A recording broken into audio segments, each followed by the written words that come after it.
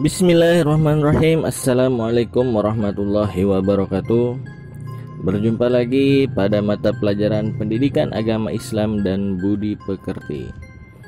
Materi kita kali ini bab 10, yaitu Islam memberikan kemudahan melalui sholat jamak dan qashar.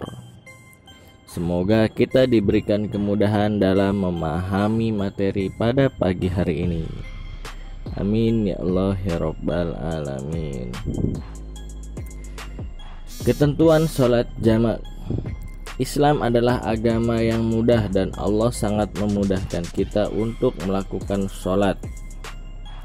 Bila kita tidak mampu berdiri untuk sholat, maka boleh duduk. Kalau tidak mampu duduk, maka boleh berbaring. Jika tidak mampu berbaring, maka boleh terlentang hingga yang terakhir dengan isyarat mata dan hatinya.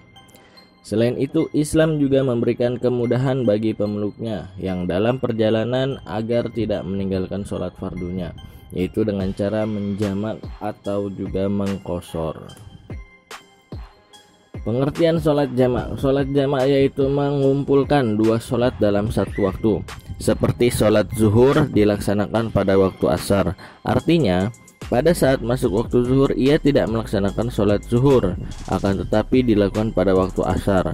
Maka setelah masuk waktu asar, orang tersebut melakukan sholat asar, lalu melakukan sholat zuhur. Jadi melaksanakan sholat asar 4 rakaat, lalu selesai salam langsung bangun lagi untuk melakukan sholat zuhur 4 rakaat di waktu asar.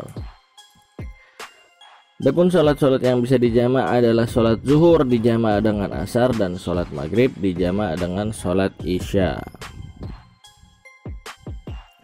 Sholat jamak terbagi dua. Yang pertama adalah sholat jamak takdim, yaitu sholat yang dikerjakan pada waktu sholat yang pertama. Maksudnya, jika Anda menjamak sholat zuhur dan asar, maka kamu mengerjakan sholatnya di waktu zuhur. Jadi di sholat yang pertama. Yang kedua, sholat jamak takhir, yaitu dikerjakan pada waktu sholat yang kedua atau terakhir. Maksudnya, jika Anda menjamak sholat zuhur dan asar, maka kamu mengerjakan sholatnya di waktu asar atau di waktu yang kedua. Syarat melaksanakan sholat jamak pada saat sedang melakukan perjalanan jauh atau safar. Jarak tempuhnya tidak kurang dari 80,64 km. Yang kedua, perjalanan yang dilakukan bertujuan baik, bukan untuk kejahatan dan maksiat. Yang ketiga, sakit atau dalam kesulitan.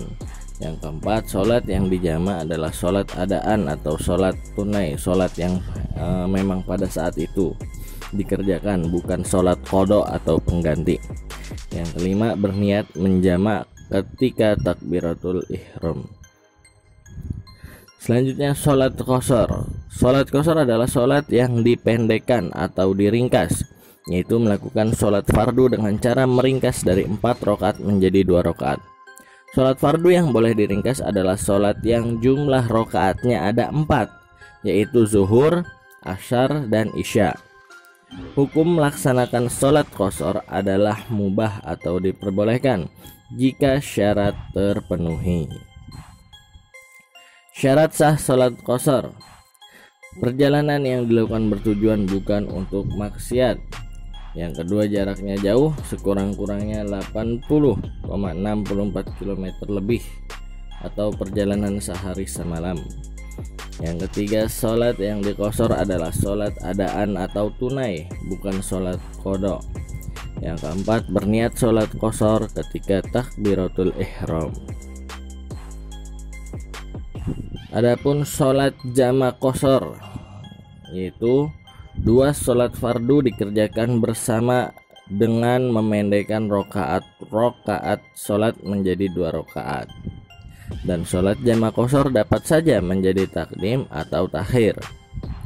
Contoh, sholat jamak qashar takdim, yaitu sholat zuhur dan sholat asar, dilakukan di waktu zuhur karena takdim, dengan memendekkan masing-masing rakaatnya menjadi 2 rakaat. Jadi melaksanakan sholat zuhur 2 rakaat, lalu setelah salam langsung bangkit melaksanakan sholat asar 2 rakaat dijamak plus dikosor. Contoh lafal niat. Nah, di sini ada lafal niat sholat jamak zuhur dan asar untuk jamak takdim. Usolli fardhu zuhri arba'a raka'atin majmu'an ma'al asri jam'a taqdimin mustaqbilal kiblati ada'an lillahi ta'ala. Saya berniat sholat zuhur 4 rakaat dijamak dengan asar dengan jamak takdim menghadap kiblat karena Allah Ta'ala. Lalu kalau misalkan untuk jamak akhirnya, usolli fardul asri arba'a raka'atin majmu'an ma'a dhuhri jam'a takhir mustaqbilal kiblati ada lillahi ta'ala.